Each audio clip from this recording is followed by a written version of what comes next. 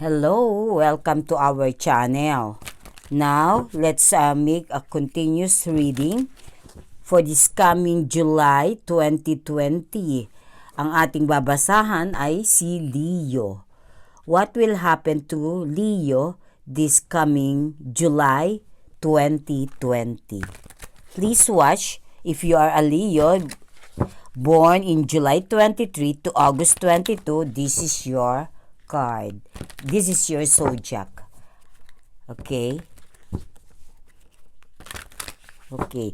Leo, symbol of lion, gender masculine, ruling planet is sun, element is fire, lucky day, Sunday, lucky number 8 and 9, colors, gold and orange. Most compatible partner, Gemini. Least compatible partner is Libra.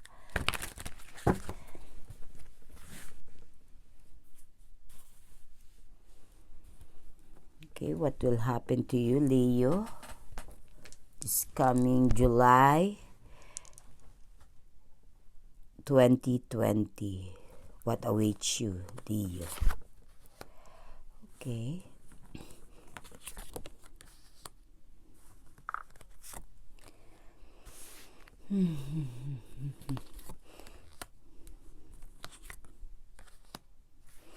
Okay, Leo, no? Leo is a lion, no?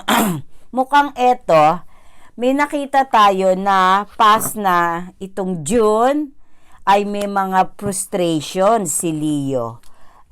Yung mga plano niya, nagkakaroon ng mga hadlang, balakid. Oh, Leo, we can see you need a recovery, no? This coming July, ang papasok sa iyo, kailangan mo ng additional strength dahil ikaw naman ay Leo, the lion. Parang yung power mo ay na-lessen nung itong June na to. Na-lessen yung power. Then, may nakita tayong some naging losses or baka magtuloy-tuloy ito sa July, no? Meron din tayong nakikitang feeling of doubts and confusions para sa iyo. Tungkol doon sa mga, yung bagay-bagay, sa mga inaalala mo, nagkakaroon ka ng mga alalahanin, no? Towards changes, pagbabago, at meron din tayong nakikitang yung fight. May mga hindi pagkakasunduan sa mga tao, no? May mga taong parang doon magkakaroon kayo ng mga conflict coming in July dahil ito ay naging resulta nung nakaraan, that was June, no? Then ang sabi dito, no, medyo hindi masyado tayong naging okay sa nauna nating nakitan lumapag sa ating baraha, no, Leo. Beware din po sa dun sa scam or yung may kinalalaman sa paglalabas ng aggressiveness sa pera dahil baka magkaroon ng lokohan sa finances. Okay, ito yung mga nakita natin, some frustrations, no? Then may nakita tayo, beware of your finances, na baka mamaya magkamali ang iyong pag-iimbest or pagbibigay na hindi mo makita yung balik, no?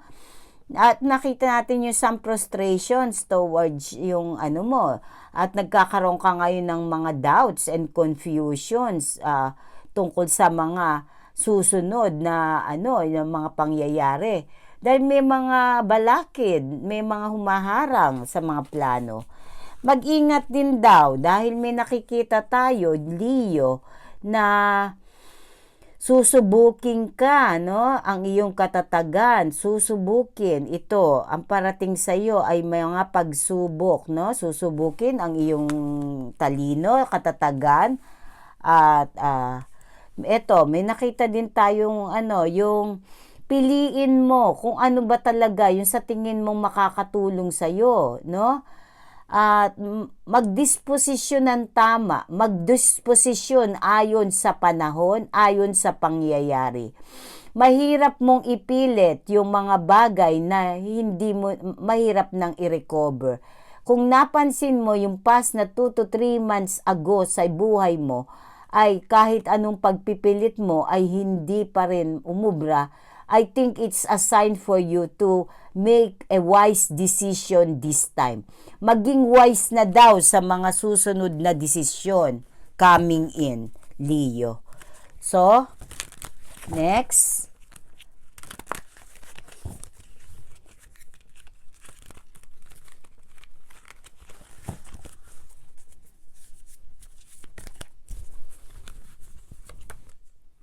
Okay.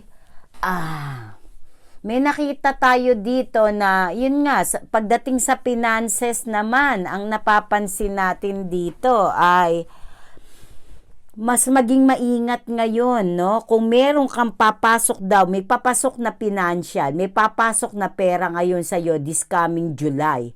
So, yung papasok na ito, ingatan, no? Ingatan na this time. Wag magpadalos-dalos. Kumbaga sa ano, kung may papasok, may papasok na pera, ngunit kinakailangang mag-ingat, no? Ingatan ang paglalabas. Dahil hindi na daw hindi pa daw itong July ay magiging kontroladong buwan para sa iyo. Okay, advices for Leo. Sa nakita natin kanina na may mga balakid sa iyong dadaanan at hindi din magiging easy ang iyong tatahakin. What's the advice for you? Let's check. The Innocence World, patience, creativity, receptivity. Okay. Yung innocency ay nangangailangan dito na take life easier. Dahil yung kaya bibigat itong situations coming in sa iyo ay sa pag-handle mo. So, ang advice ng card sa iyo, yun nga, hindi mo dapat, wag mong isipin na ang mundo ay nagiging malupit para sa iyo because you are just in a process of a lot of things this 2020. Maraming process na medyo may kahirapan, hindi lang sa iyo, kundi sa lahat, no? Innocency, ibig sabihin, yung inner innocency mo, tignan mo doon kung ano yung mga try to enjoy a simple things kahit na may edad na tayo. Balikan natin yung mga simpleng bagay na nakapagpasaya sa atin in a simple things lang naging okay tayo. Balikan natin ito sa ating isipan. Let's find a little things to enjoy. I-enjoy mo yung small things that you have right now.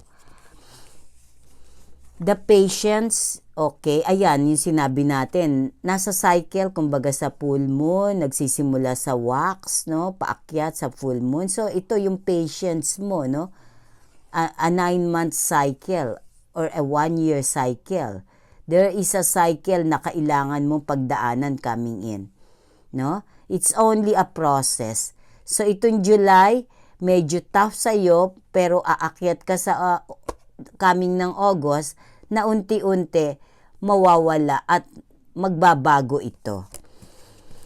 And we can see here a lot of creativity naman, no? Yun nga, be creative, no? Mag-isip ng pwede mong pag-ukulan ng atensyon or yung discover yourself, discover something, or kung kinakailangan Leo na mag-aral or pumasok sa isang short course na magagamit mo na additional weapons kung may mahihirap mang situations na pagdadaanan, may kinalalaman sa career, sa trabaho, i-improve mo pa daw, improve your craft, improve something, mag-improve pa daw. Be creative. Dahil yung iyong sariling karunungan ay panghabang buhay. Excuse me. Okay. Like a lotus, no? Pag daw naibigay mo yung best shots mo coming in itong July, aangat ang iyong career. Aangat ka, no? Yung ine-expect mo, hindi man naibigay ng buo, 100%, papasok ka ng August, unti-unti iyang makikita at magkakaroon ng kapakinabangan sa iyo. No? Be creative and receptivity. No? Yan ang advice sa iyo. Sa love life mo naman,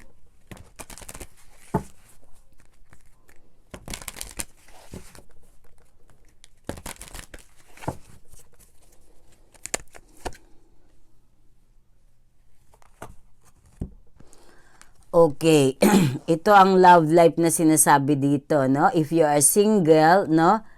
May flirt, extend your light-hearted energy to others, no? Kung nagkakaroon ka man ng disappointment sa partner mo dahil may mga kakulangan na coming in na parang o kaya hindi mo nagkaroon ng hiwalayan, extend yourself, no? Maraming yung hindi naman no, yung getting to know each other with other people daw. Huwag daw magpatali sa tapos na o sa nakaraan. Dahil marami pang choice, maraming options na paparating sa iyo.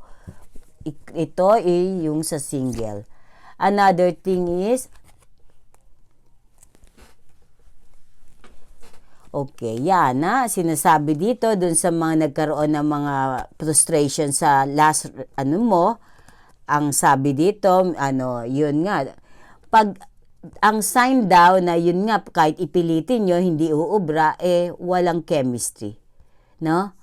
Kung nagkaroon ka man ng broken-hearted last time, it means there's no chemistry already. No? Okay, sa may asawa naman, ano naman ang pwede natin? Or, love. Okay.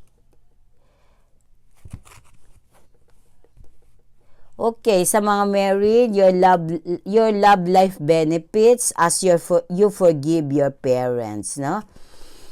Kung meron ka daw mga issue sa love and relationship mo, unahin mo daw munang i-healing yung sa family mo.